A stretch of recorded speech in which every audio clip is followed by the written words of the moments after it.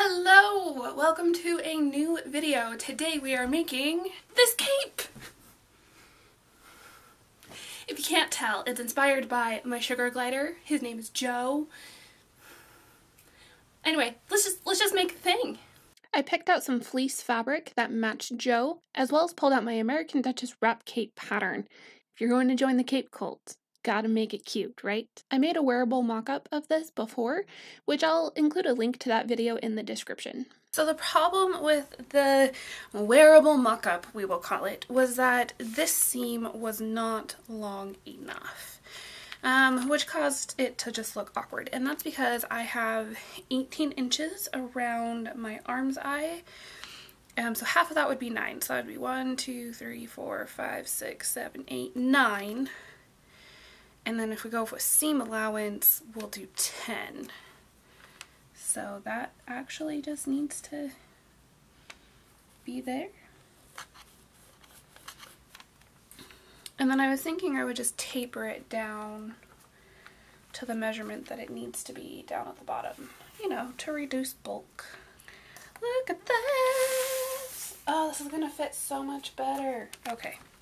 I'm gonna have to do a lot of B-roll for this, for it to make sense.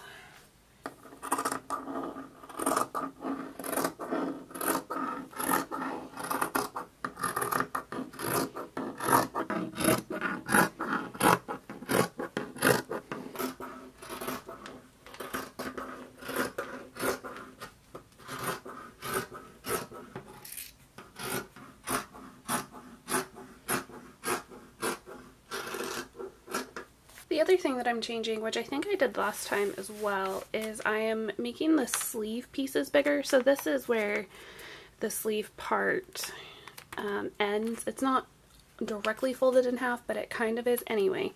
I'm just making it bigger because I want big sleeves. I want it to swoosh. I used my French curve ruler to mark out the cutting lines for the sleeves of the cape. I kind of wish that I went bigger now, but perhaps if I make another one, I will make it insanely swishy.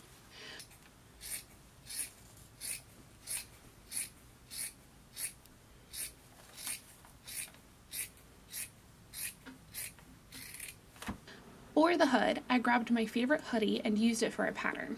Well, not completely, you see. I wanted the hood to be larger and somehow support the ears that we will be putting on it later, neither of which I knew how to do, but we'll fudge it and it'll come out well in the end, right? I mean, a hood is a hood. It can't go horribly wrong, right?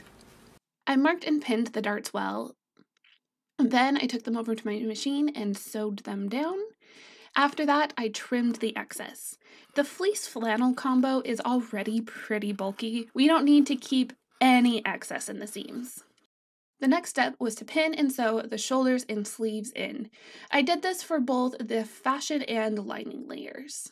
Alright, so this is as far as I've gotten. I have the lining on my table, but I have the entire outer shell put together, which I'm really excited about. And then I ended up patterning my own hood, which looks really great.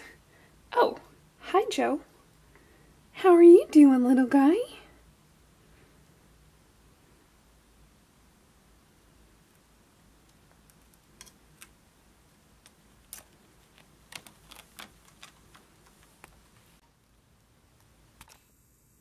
And I'm taking it as a sign of approval. Perhaps I will let him hide and call it a day.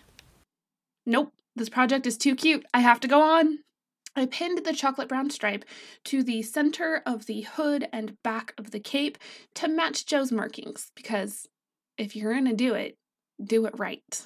So 2 things happened tonight. 1, I got excited, and 2, I forgot to film. So I'm gonna give you guys an update. Oh my gosh, it's so cute. I can't handle. Ugh. Anyway, I'm gonna give you guys an update. This, I put ears on it. It's just so cute. Okay, I can compose myself to tell you guys what's going on. So I just have these stripes and the ears pinned on right now, so they're not looking their best. But look at it, they're huge, which adds to the adorable factor, but I feel like if this was Joe's head, these ears are proportional. I've also sewed down the big giant stripe, but that's not what we're focused on. We're focused on these ears. They're just so cute. I will put a picture up of what they look like on my head, because I've already taken some pictures and put them on Instagram because I just can't handle it. Anyway, realistically, I don't think I will wear the hood up very often, but the fact that they just look super cute when the hood is down, it's just so cute. So I have that brown stripe on, and I actually kind of like it because it adds some definition to the front. I don't know if I like how white it is at the bottom, but while I am thinking about that, I'm gonna go ahead and attach everything to the hood of the cape and get the ears nice and secure and those stripes on.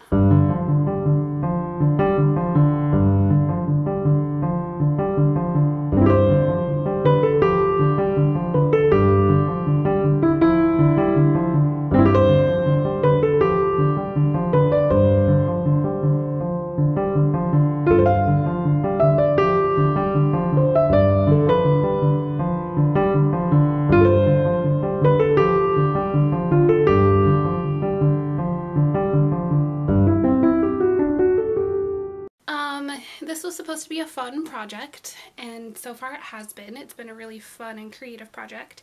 But trying to work my brain about how to put in a pocket into this is just, it's not fun.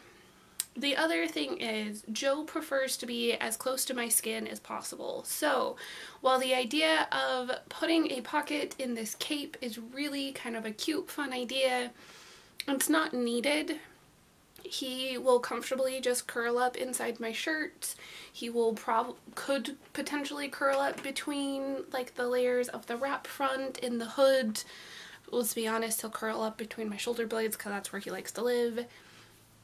So putting a pocket in this is not necessary, and I don't think I'm going to do it. Which just means that I just have to put the lining in and figure out what I'm going to do for the ties on the back. And then I'm done. So let's go back over to my table and pin the lining in. I've decided just to bag line the entire thing because that's what makes sense in my head. It's also going to get a really nice top stitch. Yeah, let's do the thing. Okay, so I bag lined the entire thing and I top stitched it to keep everything from rolling.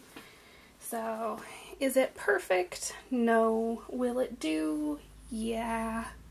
I'm actually really happy with it. So the last step is to put the ties on the bottom.